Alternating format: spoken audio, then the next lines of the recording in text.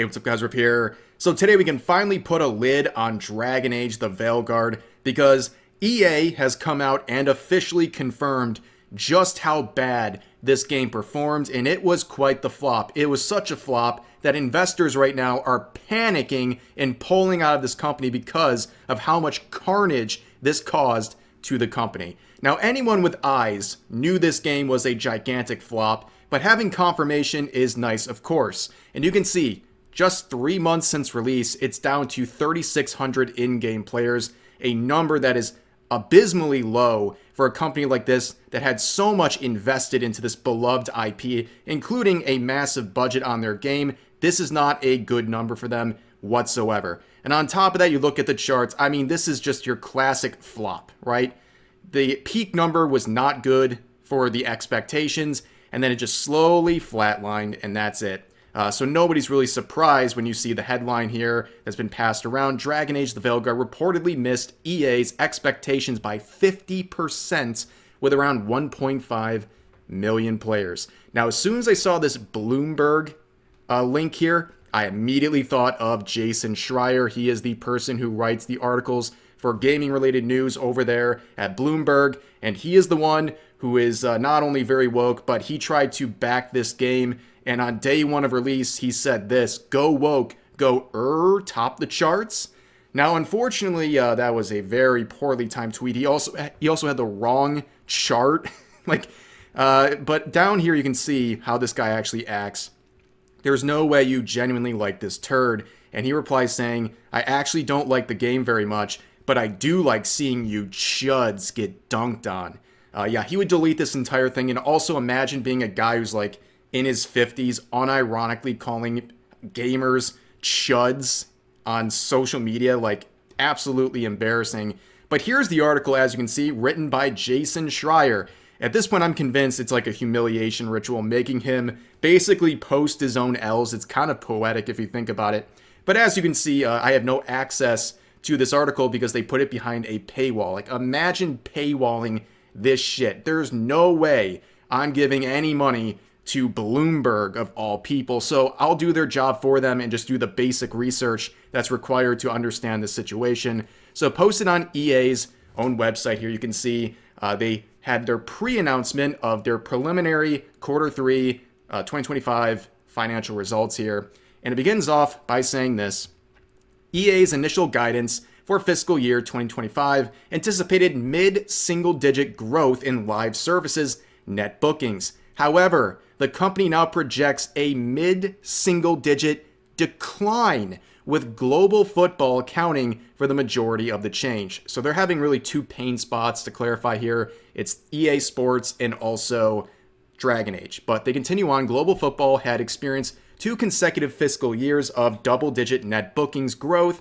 However, the franchise experienced a slowdown as early momentum in the fiscal third quarter did not sustain through to the end. As a result, EA revises its outlook for global football to end the fiscal year down mid-single digit at the midpoint of the new outlet. Separately, Dragon Age engaged approximately 1.5 million players during the quarter, down nearly 50% from the company's expectations. And this is not only a shocking level of failure for them, it also confirms the inside source that Smash JT reported on a few weeks ago. He claimed from the source that they sold around 1.5 million copies at that point. And guess what? Another Chud conspiracy turned Chud fact, okay? People were saying that was made up, and as they always do with these insiders sharing information to YouTubers, but as normal, turns out to be right. And that number is cooked, okay? And as they said here, it was down nearly 50% from the company's expectations over that time. And we're talking, as a result, millions and millions, possibly $100+ million short of their expectations. This is a spectacular failure of a game. And you know what happens next when you have this sort of a report coming out, basically prepping the disappointment of the official report. Shareholders said, "I'm out," and rightfully so. It has been a bloodbath over the past day or so, where the stock dropped 18 18% in one day. That is cataclysmic. And if you see, you look at the 6 month, or you use the year to date to give you a better idea. That's how bad the drop off is. Pretty consistent throughout the year, and then this massive decline.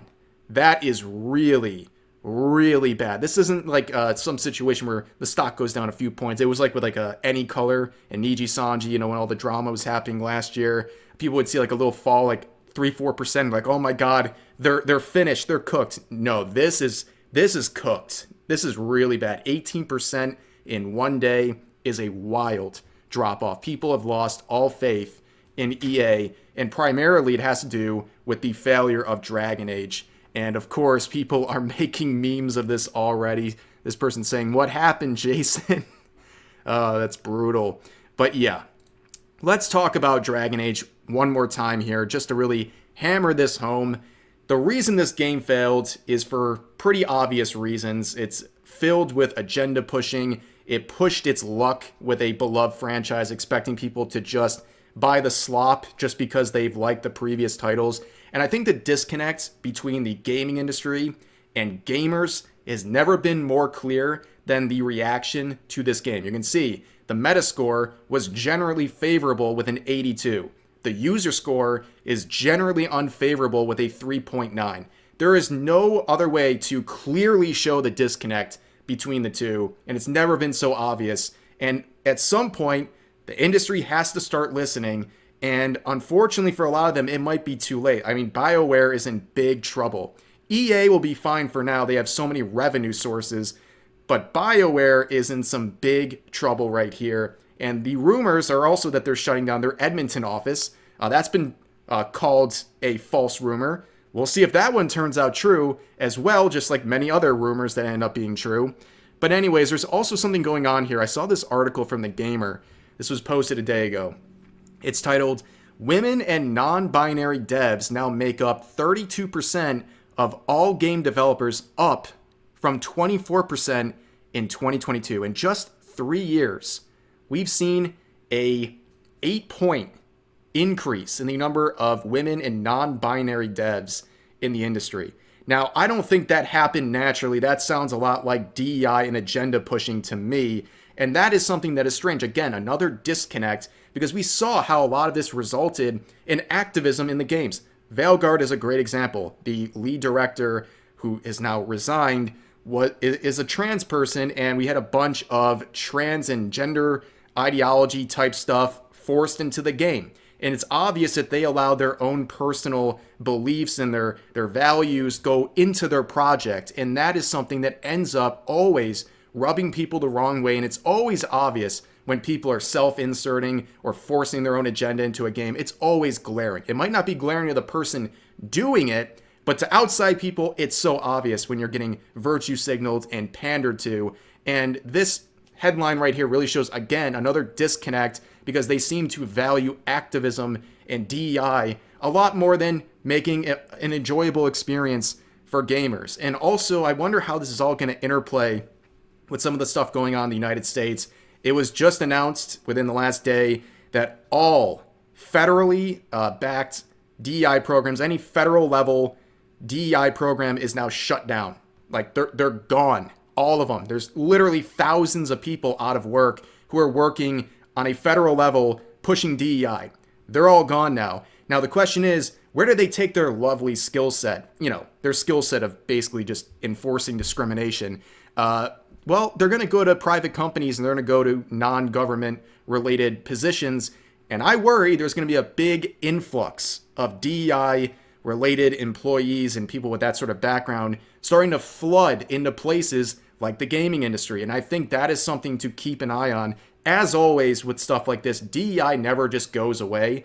They try to rebrand, they try to work their way into other fields. So you always have to be very vigilant. I know it's very tempting in times like this, with the DEI programs being shut down, BioWare failing with Veilguard and all that stuff. And you want to take a victory lap. And it's okay to cheer here and there, but don't give up, okay? Don't let your guard down, because these companies, they always try to rebrand, restructure, name themselves something different, or go silent because that seems to be the play that a lot of companies are doing right now. They're just rebranding their DEI programs. They're naming it something else. They're describing it as something else. So they can say publicly, oh, we got rid of our DEI program, and people will be happy to hear that. But in reality, they're not actually making any significant change. They're just renaming and hiding, which is the concern, and that's something we've seen many times. So basically, to sum that up, don't let your guard down. Keep putting pressure on these people. Keep calling this stuff out, criticizing it, and let's keep making progress here. But for now, that's going to do it for this video. As always, feel free to share your thoughts about today's topics in the comment section down below. Hope you guys enjoyed the video, and I'll see you next time.